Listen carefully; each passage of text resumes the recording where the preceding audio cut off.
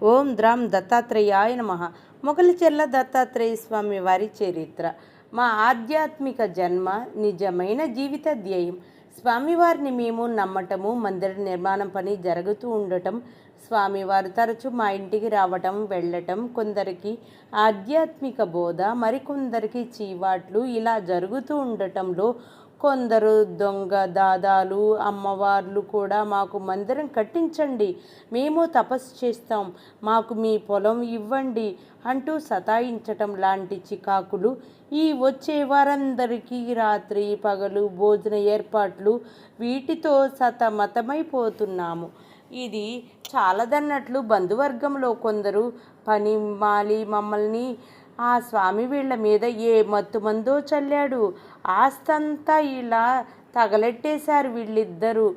కొందరిని దీవించి కొందరిని తిట్టే స్వామి. ఏం స్వామి, మేము దిగంబరంగా వచ్చి కూర్చుంటాం, మాకు వేళ క్యారియర్లు పొలము మందిరము ఏర్పాట్లు చేస్తారా అని బాహాటంగా ధ్వజమెత్తి మాట్లాడటము. మా చెల్లెళ్ళు ఒక అమ్మాయి కాపురంలో దగ్గర బంధువులే కొందరు నిప్పులు పోసి ఆ అమ్మాయి మతి చెడి చిన్న బిడ్డతో సహా మా పుట్టింటికి తరిమివేయటము. ఆ బిడ్డను మేము పెంచమని అమ్మాయి మతి స్థిమిత పడే వరకు తెచ్చుకోవటము.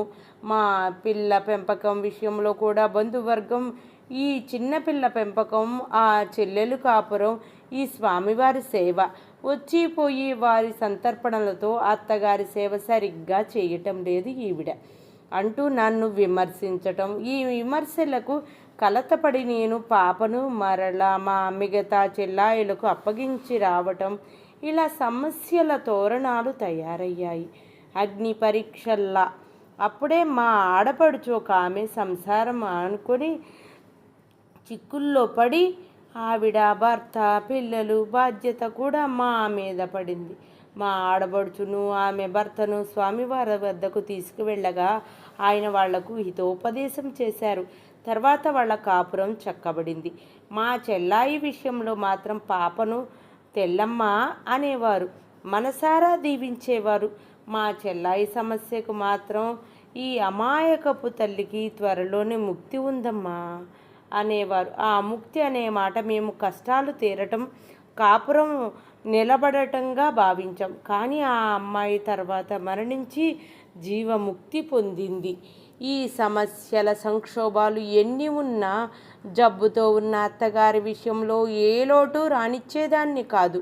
ఒక వంట మనిషిని పెట్టుకోమని బంధువులు సలహా ఇచ్చారు. మా దంపతులం ససేమిరా ఒప్పుకోలేదు. వంట మనిషి ఉందన్న మరుక్షణం ఈ విమర్శించే బంధువులలోనే 35 మంది ఇక్కడే వచ్చి తిష్టవేసి మమ్మల్ని వేధించటం సాధించటం చేస్తారు. వేళ్లకు అన్నీ అమరిస్తే తిని తాగి సకల సౌకర్యాలు అనుభవిస్తూ స్వామివారితో మేం చేసే సత్సంగాన్ని కేవలం మెట్ట వేదాంతంగా అభివర్ణిస్తారు. ఇవి కాక వంట మనుషుల్లో కొందరికి దొంగ బుద్ధి, అతి వాచాలత ఆరా తీసి సంసారాల్లోకి చొచ్చుకు వచ్చే మనస్తత్వం ఉంటాయి. అలాంటి వారితో అదనపు తలనొప్పి. ఇంత చాకిరీ నేనొక్కరితోనే చేసుకుంటున్నా నాకు భగవంతుడు తానై లోపల చేరాడో ఏమో అలసట బాధ కలిగేది కాదు. ఇక వంట మనుషులు విమర్శలు తప్ప సానుభూతి లేని బంధువర్గపు సాయం ఎందుకట? స్వామివారికి అవన్నీ తెలుసు. శ్రీవారి మాత్రం నా ధర్మం నేను నిర్వహిస్తున్నాను, నా కుటుంబం పట్ల సహజంగా సమాజం పట్ల గ్రామం పట్ల నా రుణం నేను తీర్చుకుంటున్నాను. నాకున్న పరిస్థితుల్లో నా భార్యగా ప్రభావతి నాకు సర్వ విధాలా సహకరిస్తున్నది. ఇక నాకు ఒకరి విమర్శలు అవసరం లేదు, లెక్క పెట్టను. ఒకరి థ్యాంక్స్ లెక్కర్లేదు, కోరను అనేవారు స్వామివారితో. చెప్పానుగా, నేను స్త్రీని, అంతటి ధీరోద్ధాతత నాకు లేదు. చాలా క్షోభపడేదాన్ని. లోపల మందిర నిర్మాణానికి వెలిగండ్ల గ్రామవాసులు నా 50 పైసంత సాయము చేయలేదు. అందుకేనేమో స్వామివారి మందిరం వరకు శ్రీవారు బుల్డోజర్తో రోడ్డు వేయించి వేనిగండ్ల వరకు వేద్దామనుకుని అటు బుల్డోజర్ త్రిప్పగానే అది చెడిపోయి నాటికి నేటికి అటువైపు రాళ్ళు ముళ్ళబాటే తప్ప మంచి బాటంటూ లేకుండా పోయింది. మందిర నిర్మాణము 25 వంతు పూర్తయింది. స్వామివారు మెయిన్ మందిర గదిలో 6x4 అడుగుల పెద్ద సమాధి తయారు చేయించి దానిపై ఒక చెక్క వేసి తన మకాం ఆ గదికి మార్చారు. ప్రక్క వంటగదిలో నెలకు 2 కిలోల బియ్యం 1 కిలో పెసరపప్పు కలిపి పెడితే అవి తాను సమాధి నుండి లేచినప్పుడు కాసిన్ని వండుకొని తినేవారు. సరిగ్గా ఇప్పుడే జరిగింది ఆ దురదృష్టకరమైన సంఘటన. మా అత్తగారికి చూడటానికి మా బంధువు ఒక ఆవిడ వచ్చింది.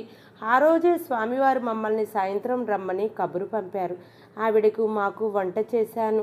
అత్తగారికి అన్నీ అమర్చాను. ఆవిడకు స్వామివారిని చూపిస్తాం రమ్మంటే ఇలాంటి స్వాముల్ని చూడటానికి రాలేదు, నాకు అవసరం లేదు. అది సరే, మేము వచ్చేసరికి పొద్దుపోవచ్చు. అన్నీ అమర్చాను, మీరు భోజనాలు చేసి పడుకోండి. మీరే పని చెయ్యనవసరం లేదు, పని మనిషి మిగతా పనులు చూసుకుంటుంది అని చెప్పి మేమిద్దరం స్వామివారి వద్దకు వెళ్ళాం. ఆ రోజు స్వామివారు చాలా ప్రశాంతంగా ఉన్నారు. మరో లోకానికి చెందిన వ్యక్తిలా తరచూ ఆయన కళ్ళు అర్ధనిమిలితాలు తేనె కళ్ళుగా మారుతున్నాయి. మందిర నిర్మాణం, సమాధి నిర్మాణం పూర్తయినట్లే. ప్రహరీ గోడ అవుతుంది. ఇక మీరు నేను కోరినప్పుడు నన్ను సజీవ సమాధి చేయండి ఈ సమాధిలో అన్నారు. మేం ఉలిక్కిపడ్డాం. మిమ్మల్ని సమాధిలో పెట్టి మా చేతులతో మేము సమాధి చేయటం మా వల్ల కాని పని. అది హత్య అవుతుంది. మీరు మా బిడ్డ, తదనంతరం మీరు నిర్వాణం చెందాలే కానీ మేము బ్రతికి ఉండి బిడ్డని స్వహస్తాలతో ప్రాణాలతో సమాధి చేయటం మాకు సాధ్యమయ్యే పని కాదు. మీరు మమ్మల్ని అలా ఆజ్ఞాపించవద్దు అన్నాం. శ్రీవారైతే వాదనకే దిగారు. మీరు ఇంత తపస్సు చేసి లోకానికి మీ ఏమి చెప్పకుండా జీవసమాధి కావటం ఏమిటి అని. అందుకు స్వామివారు, ఈ శరీరానికి టైం అయిపోయింది. శరీరంతో సందేశాలు ఇవ్వనవసరం లేదు. అలా కోరి ఉంటే వ్యాసాశ్రమంలోనే పీఠాధిపత్యం వాళ్ళు కోరినప్పుడు అంగీకరించి ఉండేవాణ్ణి. శరీర ధారణ లేకుండానే సందేశాలు ఇవ్వవచ్చు. షిరిడి సాయిబాబా ఇప్పుడున్నాడా? ఆయన ఆత్మ తపశ్శక్తి దేశ దేశాలు వ్యాపించలేవా? ఇలా తర్కం సాగింది. చివరగా స్వామివారు, నాకు కొద్ది నెలలో టైం ఉంది, మీరు మనసు మార్చుకోకపోతే నేను నా పద్ధతిలో ప్రాణత్యాగం చేస్తాను అన్నారు. మేము ఇంకేమీ చెప్పలేకపోయాము. తర్వాత కాసేపు మేము నెచ్చుకున్నామని తెలిసి స్వామివారు అద్భుతంగా వేదాంతం చెప్పారు. మా మనసు కుదుటపడింది. రాత్రి 9 గంటలకు మేము ఇంటికి వచ్చాం బండిలో. ఇక ఇంట్లో పరిస్థితి భయానకంగా ఉంది. మా అత్తగారు మేము వెళ్ళే ముందు హాయిగా ఆవిడతో మాట్లాడుతున్నారు. ఇప్పుడు ఆయాసపడుతున్నారు ఆవిడ.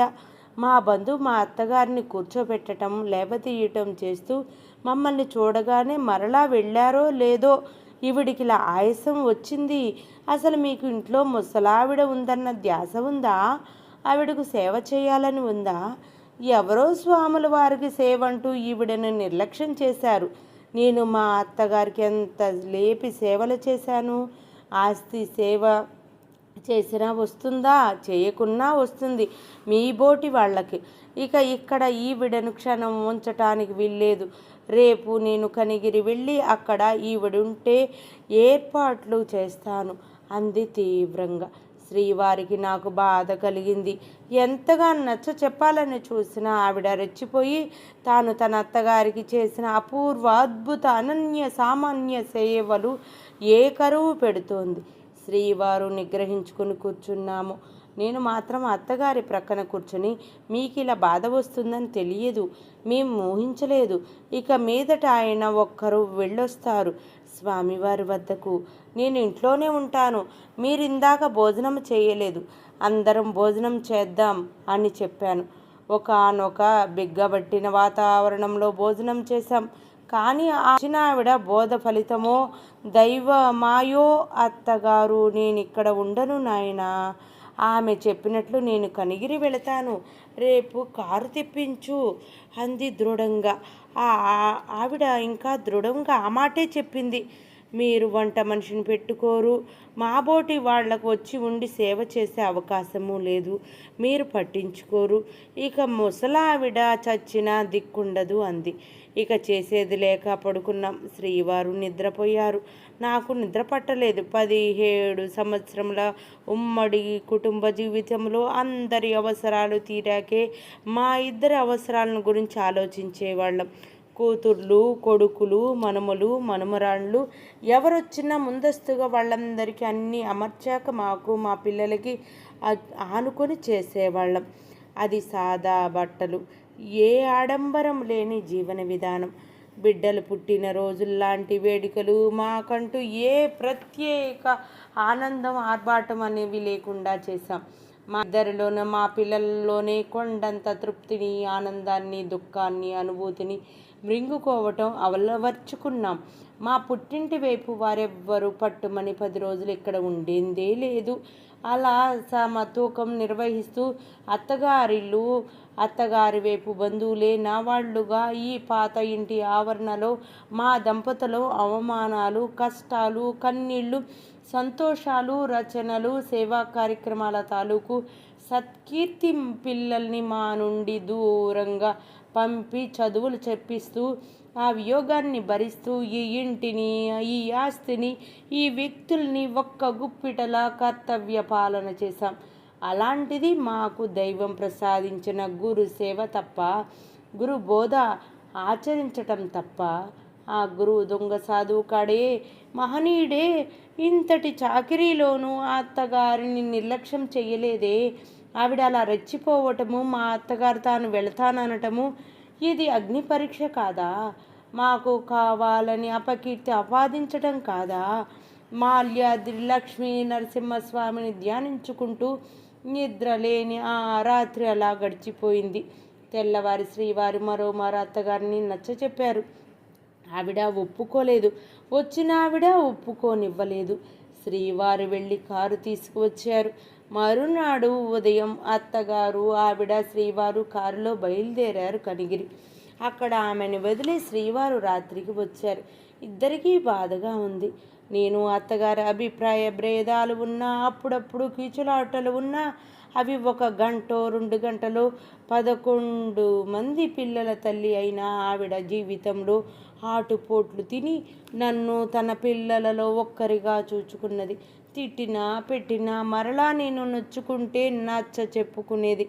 నేను అలాగే మాట తూలిన, తగువులాడిన, పశ్చాత్తపడి ఆవిడతో క్షమాపణలు చెప్పుకునేదాన్ని. అచ్చం ఆదర్శంగా సినిమాలలో చూపే అత్తా కోడళ్ళం అని గొప్పలు చెప్పుకోవడం కాకుండా, ఉమ్మడి కుటుంబాల్లో సహజీవనంలో ఉండే లోపాలు, సర్దుబాట్లతో సంసారం గుట్టు చెప్పుకోకుండా ఇద్దరికిద్దరం సహజీవనం చేశాం. తన బిడ్డల బాధ్యతలు నా బిడ్డల్ని వదులుకొని మరీ చేయడంతో ఆవిడ నా పట్ల, నా సేవ పట్ల ఏనాడు శంకపడలే. మరి ఇలా జరగటం ఏమిటి? చివరి రోజుల్లో మేమామను చూడలేదని నింద వేయాలటని కాదు, ఆ రోజు ఏ పని సరిగ్గా చెయ్యలేకపోయాను. స్వామివారి వద్దకు వెళ్ళాం ఇద్దరం. ఈ 3 రోజులలో జరిగిందంతా చెప్పాం. శ్రీవారు మాత్రం సరే, జరిగింది విధి అన్నారు నిర్లిప్తంగా. నేను మాత్రం మా బంధువర్గం మీద, ఈ సంఘటన మీద ఆవేశపడ్డాను. స్వామివారు పసి పిల్లవాడిలా పక్క నవ్వారు. వెన్నెల త్రుళ్ళిపడేలా నవ్వారు. ఎంతటి వెర్రి తల్లివమ్మా! ఆ వచ్చిన ఆవిడ నీ మిత్రువు, నీ శత్రువు కాదు. నీకు ఎంతటి బాధ్యత తనంత తానుగా వదిలించిందో నీకు అర్థం కాలేదు. మరో రహస్యం తెలుసుకో తల్లి, నీవు నిర్మలంగా చేసిన సేవకు ఏనాడు చెదల పట్టదు. ఇప్పుడు నింద వేశారని క్షోభపడుతున్నావు. ఈ బంధువులే నిన్ను కీర్తించే రోజు వస్తుంది. నీ గుణం గుర్తించే రోజు వస్తుంది. పెద్ద ఆవిడకు ఎక్కువ టైం లేదు. అలానే మృత్యు పొంచి ఉంది ఆవిడ వెనకాల. మీ మీద బాధ్యత పెట్టకుండా తరలించక వెళ్ళిందే ఆవిడ మీ పాలిట మిత్రువు, పరోక్ష మిత్రువు. అలా భావించండి. మీ ఇద్దరికి ఇది మరో జన్మ, కొత్త జన్మ, ఆధ్యాత్మిక జన్మ. ఈ రోజు నుండి మీ ఇన్నేళ్ల నిస్వార్థ సేవకు పరమార్థం వనగూడబోతున్నది. మీకు ఒక బంధం, దైవం ఒక ప్లాను ప్రకారం తప్పించాడు. ఎందుకో తెలుసా? వీరికి బృహత్తర కార్యక్రమాలు చేపట్టాలి. మీరు స్వేచ్ఛగా ఎన్నో సత్కార్యాలు చేయాలి. మీరు దత్త బిడ్డలుగా గుర్తించబడాలి. దైవానికి సన్నిహితంగా మీరు రావాలి. అందుకు మీరు పూర్తి స్వేచ్ఛ అవసరం. బంధువర్గం మిమ్మల్ని విమర్శించడంలో మునిగిపోని మీకు ముక్తి మార్గంలో, సేవా మార్గంలో, ఆధ్యాత్మిక మార్గంలో ముందుకు పోవాలి. స్వేచ్ఛగా బాధపడవద్దు. దైవం చేసే ప్రతి పని వెనుక ఒక బృహత్తర ప్రణాళిక ఉంటుంది. ఆ ప్రణాళిక అమలుకు మీ ఇద్దరికీ దైవం ఈ రోజు నుండి ఒక క్రొత్త మార్గం ఏర్పరిచాడు. ఒక దుఃఖం, ఒక సంతోషం, ఒక కష్టం, ఒక సుఖం అలా తట్టుకొని స్థిర చిత్తం పొందే మానసిక స్థితికి మీరిక ఎదుగుతారు. స్వామివారి కంఠస్వరం ఆగింది. ఆ కంఠం నాకు మాలకొండ స్వామి కొండ గుహల్లో ఏకోవుల ప్రతిధ్వనిలా వినిపించింది. అందాక క్షోభపడుతున్న హృదయం శాంతించింది. అంతేకాదు, ఇక ఏ సంఘటనలకు, బాధలకు, భయాలకు చెలించకూడదన్న స్థితి నిర్ణయానికి వచ్చాం. మా దంపతుల జీవితంలో ఈ సంఘటన ఒక పెద్ద మలుపుగా మారి మా జీవిత గమనాన్ని ఆధ్యాత్మిక మార్గం వైపు మరలించింది.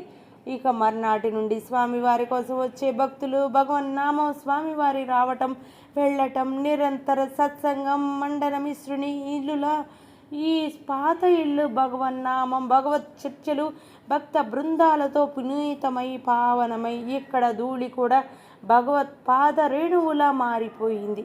మాకు, మా భావనకు ఏ బంధువులు విమర్శించినా మా కార్యక్రమాలు అనూహ్యంగా సాగిపోతున్నాయి. స్వామివారి వద్దకు ఎందరో ముముక్షువులు దర్శనార్థం వస్తూనే ఉన్నారు. ప్రఖ్యాత కవి పండితులు, అష్టావధాన శతావధాన పాండిత్యం కలవారు, శ్రీ వైష్ణవమూర్తి భవించిన శ్రీ వక్రాల శేషాచార్యులు గారు, వారి ధర్మపత్రి కవయిత్రి తిలకం శ్రీమతి విక్రాల దేవమ్మ గారు స్వామివారి దర్శనార్థం వచ్చారు.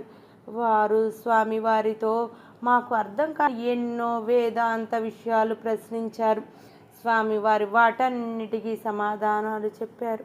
ఆ పుణ్య దంపతులు బండిలో తిరిగి వస్తూ మా దంపతులలో, నాయనా, మీ పూర్వపుణ్య విశేషం వలన ఈ మహానీయుడు మీ బిడ్డగా మీ సేవలందుకుంటున్నాడు.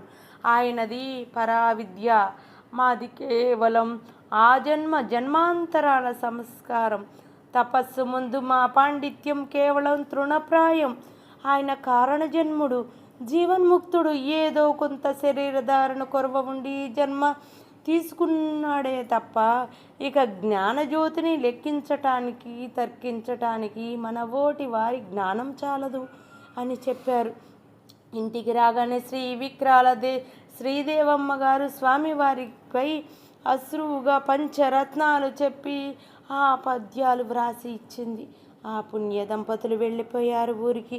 వాళ్ళిద్దరూ కీర్తిశేషులైనారు. తర్వాత ఒకరోజు నాకు తేలు కుట్టింది. ఆ పల్లెటూరులో తేలు కుట్టడం, పాము తిరుగాడటం పెద్ద విశేషమేమీ కాదు. సంవత్సరంలో ఎన్ని మార్లు నాకు తేలి కుట్టడం పరిపాటి. ఏ చొప్పవామిలోనో మట్టి కుప్పల్లోనో తేళ్లు ఉంటాయి. అవి కొడతాయి. 1.5 రోజు బాధపడి తిరిగి మామూలు పనులు చేసుకోవటం అలవాటు. పల్లెటూర్లలో అందరికీ ఇది అలవాటే. అయితే ఇప్పుడు కుట్టిన తేలు కథ ప్రత్యేకం, ఆశ్చర్యం. ఓం ద్రం దత్తాత్రేయాయ నమః.